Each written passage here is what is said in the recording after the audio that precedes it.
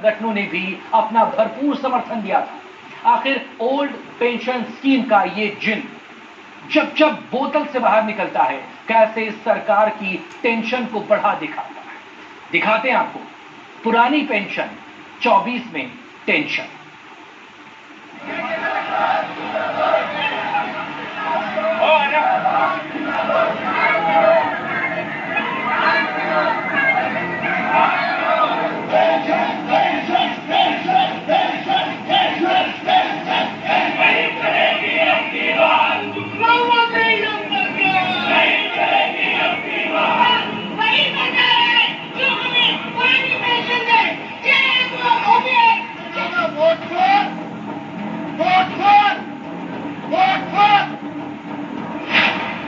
NPS versus OPS का घमासान, रामलीला मैदान में महाजुटान।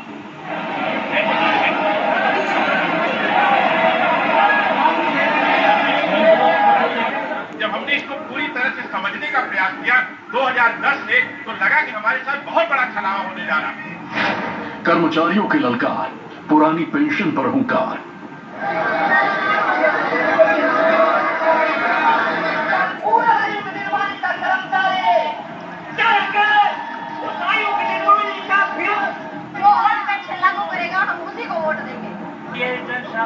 सरकार को समझ लेना चाहिए कि चक्का पलटने वाला है। अगर मोदी सरकार लागू करेगी तो मोदी सरकार को वोट चलेगा, वरना नहीं मिलेगा। जुटे शिक्षक, कर्मचारी, अधिकारी, अब की चुनाव इनकी बारी।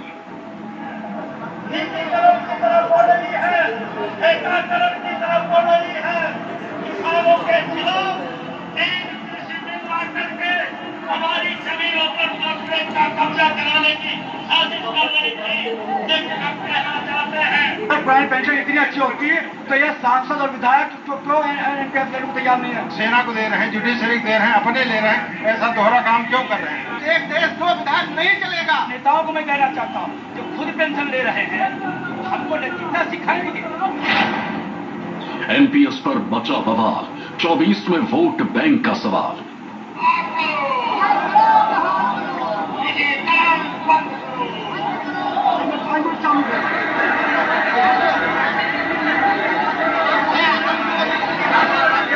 पूरे देश में जिस तरीके का माहौल है, इस सरकार को समझ लेना चाहिए कि उनके दिन गिनती है। अगर सब कुछ फायदा अडानी को दिया जाएगा और कर्मचारियों के लिए नहीं है, तो बोलने का तो हक बनता है ना। पूरे देश की राजधानी दिल्ली के रामलीला मैदान की है, जहां सरकारी कर्मचारी इकट्ठा हुए। लाखों की तादाद में पहुंचे इन सरकारी कर्मचारियों की बस एक ही मांग है, पुरानी पेंशन स्कीम को लागू किया जाए।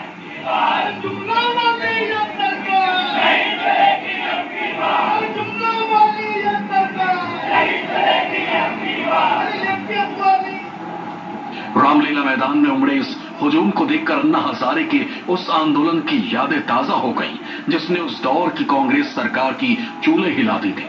हालात ये बने कि कांग्रेस को सत्ता गंवानी पड़ी और फिर बीजेपी अपने सहयोगी दलों के साथ सत्ता पर काबिज हो गई, जो अभी तक कायम है। आज इतनी तादाद में इकट्ठा होके इस रामलीला के ऐतिहासिक मैदान में इकट्ठा होके मोदी सरकार की नाक पे नकेल डालने का काम आपने किया है। और एक बार फिर रामलीला का मैदान लोगों की भीड़ से पटा पड़ा है।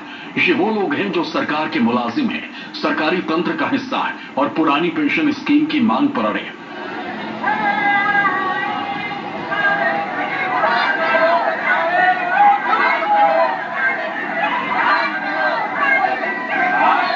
पुरानी पेंशन बहाली की मांग लेकर देश भर के सरकारी कर्मचारी दिल्ली के रामलीला मैदान में एक रैली कर रहे हैं, शंखनाद रैली। और देश भर के सरकारी कर्मचारी बहुत बड़ी तादाद में रामलीला मैदान में आए हैं। देश में 4 राज्यों में विधानसभा चुनाव होने हैं, उसके बाद 2024 के लोकसभा चुनाव होने हैं।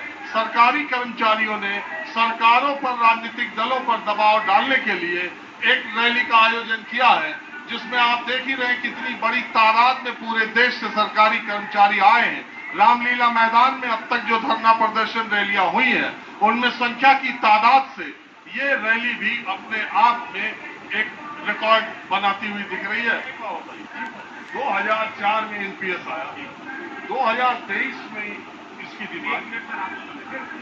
2004 में जो एनपीएस आया उस समय सरकारों ने जो प्रचार किया था कि अब रिटायर होने वाला अध्यापक जो इसका एनपीएस का होगा वो बैलगाड़ी पर पैसा भर के ले जाए।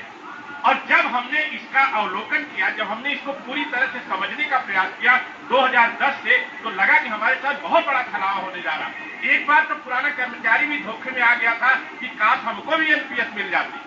लेकिन जब हमने 2010 में इस चीज को देखा और इसका अध्ययन किया, क्योंकि 6 वर्षों तक सरकार ने कोई भी चीज नहीं बताई थी कि ये क्या करने जा रहे हैं, क्या बनाने जा रहे हैं। और 2010 में जब इसका मेमोरेंडम बाहर आया तब हमारे नेताओं ने समझा, हमारे बुद्धिजीवियों ने समझा, हमारे वित्तवेत्ताओं ने समझा कि हमारे साथ बहुत बड़ा धोखा होने जा रहा है। और उसी सर पुरानी पेंशन इतनी अच्छी होती है तो यह सांसद और विधायक क्यों एनपीएस लेने को तैयार नहीं है? पुरानी पेंशन जो है लाभ और हानि का विषय नहीं सर, ये बुढ़ापे की लाठी है, ये कल्याणकारी योजना है जिसको सरकार ने बंद करके ये जो है जन विरोधी काम किया हुआ है। और अगर ऐसा है लाभ हानि की बात है, सेना को दे रहे हैं, जुडिशरी को दे रहे हैं, अपने ले रहे हैं, ऐसा दोहरा काम क्यों कर रहे हैं? इसलिए हम सारे लोग शिक्षक, जी मैं शिक्षक हूँ और हम लोग आंदोलित हैं। बिना पुरानी पेंशन ले हम लोग जो है माने कि नहीं 2024 के लोकसभा चुनाव से पहले एक बार फिर पुरानी पेंशन ओपीएस की मांग तेज हो गई है। दिल्ली में अटेवा और नेशनल मूवमेंट फॉर ओपीएस यानी एनएमओपीएस से जुड़े संगठन ने रामलीला मैदान में विशाल रैली की। इस रैली में देश भर से लाखों शिक्षकों, कर्मचारियों और अधिकारियों ने हिस्सा लिया। वहीं संगठन से जुड़े लोगों ने साफ कहा कि अगर नेता पुरानी पेंशन स्कीम का लाभ ले सकते हैं तो फिर सरकारी कर्मचारियों को क्यों ये लाभ नहीं दिया जा रहा। साथ ही साफ कर दिया कि एक देश दो विधान नहीं चलेगा।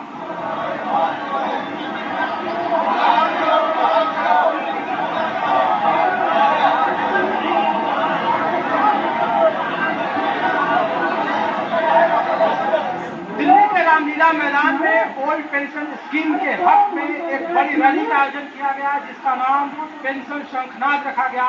और तस्वीर आप पहले देख लीजिए रामलीला मैदान की कि कितनी बड़ी तादाद में देश के अलग अलग राज्यों के लोग यहाँ पहुंचे हैं। 18,000 किलोमीटर की यात्रा national old pension scheme movement जो संगठन है उनके जरिए ये किया गया है। और पूरा जो रामलीला मैदान है वो कटा पड़ा है।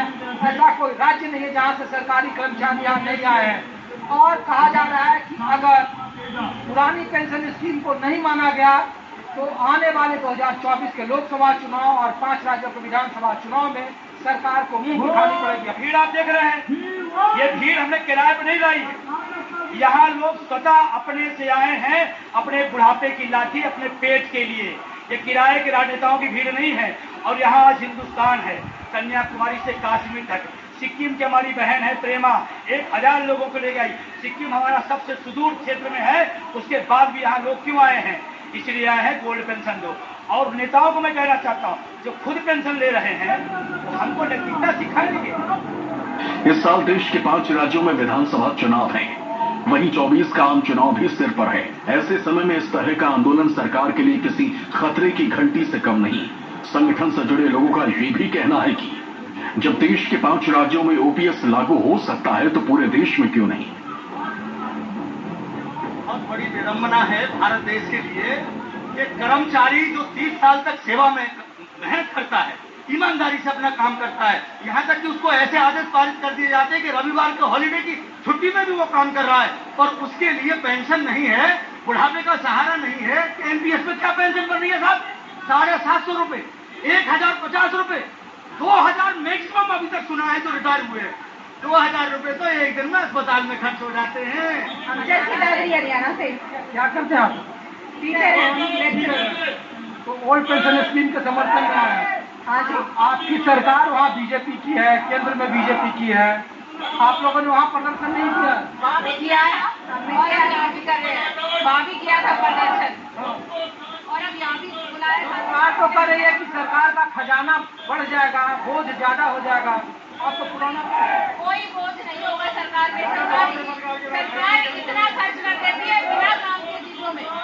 बहाल करने में सरकार को लाभ है क्योंकि जो हमारा एनपीएस का पैसा कटता है वो प्राइवेट सेक्टर में जाता है, उसमें सरकार को कुछ नहीं मिलता है। और एनपीएस अगर ओपीएस में पैसा कटेगा तो सरकार के खजाने में जाएगा। एक देश दो विधान चल रहा है। मोदी जी ले रहे पुरानी पेंशन, उनकी पत्नी जी ले रही पुरानी पेंशन, राहुल गांधी जी ले रहे पुरानी पेंशन, उनकी मम्मी ले रही पुरानी पेंशन, आदरणीय अखिलेश यादव ले रहे पुरानी पेंशन, मायावती जी ले रही पुरानी पेंशन। इसलिए मैं कहना चाहता हूँ कि एक देश दो विधान नहीं चलेगा। दिल्ली पुलिस ने मैदान में टेंट लगाने की अनुमति नहीं दी थी, बावजूद इसके कर्मचारी भारी संख्या में रैली में हिस्सा लेने पहुंचे। 2024 के लोकसभा चुनाव में जातिगत जनगणना और पुरानी पेंशन योजना की मांग प्रमुख मुद्दा बन चुका है। लाखों की संख्या में मौजूद किसान कर्मचारी मोदी सरकार से ओल्ड पेंशन स्कीम के बहाली की मांग कर रही हैं। वहीं विरोधी पार्टियां खासकर कांग्रेस और आम आदमी पार्टी लगातार सरकार को इस मुद्दे पर घेरने की कोशिश कर रही है। विपक्षी दलों का आरोप है कि सरकार पूंजीपतियों को लाभ दे सकती है, लेकिन सरकारी कर्मचारियों को पैसे देने के लिए उनके खजाने खाली हैं। और राकेश टिकैत जी जानते हैं, इस सरकार को पूंजीपतियों की बात सुनने से फुर्सत मिले तो ये किसी और वर्ग की बात सुने। किसानों की बात आप नहीं सुनोगे, मजदूरों की बात आप नहीं सुनोगे, महिलाओं की बात आप नहीं सुनोगे, छात्रों की बात आप नहीं सुनोगे। सरकारी कर्मचारी बेचारे जाएं तो जाएं कहां? तो कांग्रेस इनके साथ मजबूती के साथ खड़ी है और निश्चित तौर पे पूरे देश में जिस तरीके का माहौल है, इस सरकार को समझ लेना चाहिए कि उनके दिन गिनती के हैं। देखिए, चाहे 19 साल हो गया है, चाहे 49 साल हो गया, वक्त पर चीजें बदलती हैं और इनका हक है। ओल्ड पेंशन योजना का इनका इतने दूर दूर से लोग आए हैं। ये केवल ये शिक्षक नहीं है, वेतनभोगी कर्मचारी नहीं है, ये देश के बच्चों का भाग्य बनाने वाले लोग। आप आज देख रहे हैं कि मोदी जी 50,000 करोड़ रुपए, 1 लाख करोड़ रुपए, 30,000 करोड़ रुपए हर जगह खर्च कर रहे हैं। तो क्या हमारे अकेवा के लोगों की पुरानी पेंशन बहाल करने की जो खर्च आएगा उसको नहीं बात कर सकते? वो कर सकते हैं। क्यों चुनावी मुद्दा नहीं है? अगर सब कुछ फायदा अडानी को दिया जाएगा और कर्मचारियों के लिए नहीं है तो बोलने का तो हक बनता है ना। राजस्व कहा जा रहा है कि सरकार काफी बोझ बढ़ेगा। 13 लाख करोड़ रुपए पूंजीपतियों का माफ कर दिया, उससे बोझ नहीं बढ़ेगा। 6 लाख करोड़ रुपए का बैंक फ्रॉड हुआ इस सरकार में, उससे बोझ नहीं बनेगा। सरकार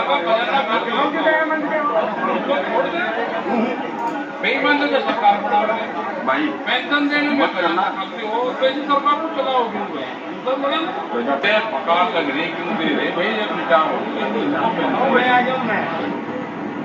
पुरानी पेंशन योजना के तहत 2004 से पहले रिटायर हुए कर्मचारियों को दी जाती है। इस पेंशन योजना के तहत एक निश्चित राशि पेंशन के रूप में दी जाती है। ये राशि कर्मचारियों के रिटायरमेंट के वक्त वेतन के आधार पर तय किया जाता था। वहीं 2004 से रिटायर हुए सरकारी कर्मचारियों को नई पेंशन योजना का लाभ दिया जाता है। ऐसे में आपके भी मन में ये सवाल उठ रहा होगा कि आखिर पुरानी पेंशन योजना है क्या और नई पेंशन योजना से कैसे अलग है? तो चलिए आपको बताते हैं। पुरानी पेंशन योजना के तहत सरकारी कर्मचारियों को रिटायरमेंट के समय मिल रहे वेतन की आधी रकम पेंशन के रूप में दी जाती है। वहीं नई पेंशन स्कीम में पेंशन की कोई गारंटी नहीं है। पुरानी पेंशन स्कीम में पेंशन सैलरी से नहीं करती थी। वहीं नई पेंशन योजना में कर्मचारी की बेसिक सैलरी और डीए का 10% हिस्सा कटता है। पुरानी पेंशन स्कीम जल्द नौकरी छोड़ने पर भी लागू होती थी, जबकि नई पेंशन स्कीम में सैलरी से कटी राशि ही मिलेगी। रिटायरमेंट पर 16.5% ग्रेचुटी मिलती थी। एनपीएस में भी ग्रेचुटी का प्रावधान अभी भी है। ओपीएस में नौकरी के दौरान मृत्यु पर 20 लाख मिलते थे। एनपीएस में ऐसा कोई प्रावधान नहीं। पुरानी पेंशन स्कीम में मृतक आश्रित को नौकरी का प्रावधान था। एनपीएस में ऐसी कोई व्यवस्था नहीं। यही वजह है कि सरकारी कर्मचारी सरकार से पुरानी पेंशन स्कीम को लागू करने की मांग कर रहे हैं। कहते हैं कि एनपीएस 2004 से लागू है, तो फिर ये 2022, 23, 21, 22 से इसकी डिमांड 20 साल मिली कितनी है पता आप तो है हमें कि कितनी मिलेगी? रुपए 2,000, 2,500 रुपया मिलने लगे। रिटायर कब हुए हैं तो उसके परिणाम तो अब सामने आए हैं। परिणाम तो वो अब सामने आए ना एनपीएस के। अब 2005 में 4 में लागू होगी। रिटायर तो उसके बाद 10 साल 15 साल बाद रिटायर होगा कर्मचारी। परिणाम तो बाद में आएगा।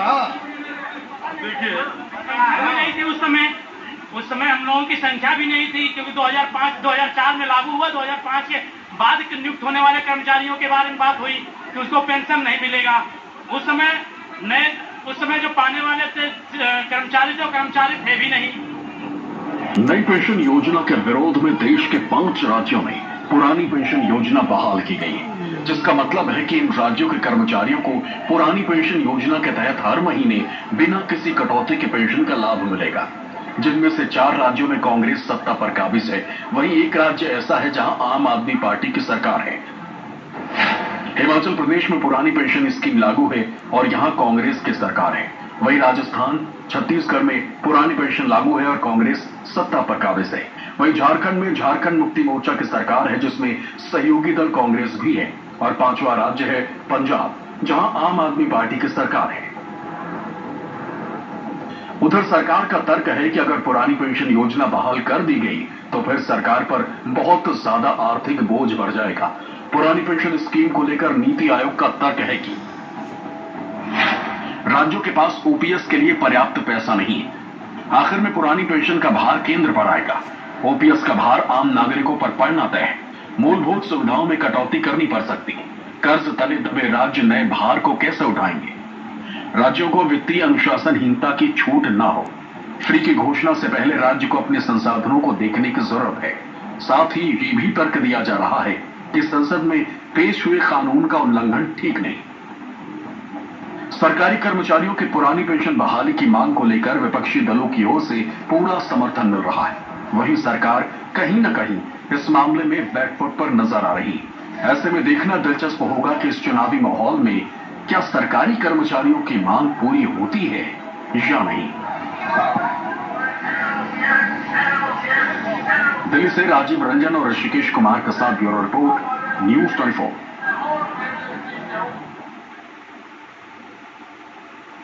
न्यूयॉर्क दुनिया के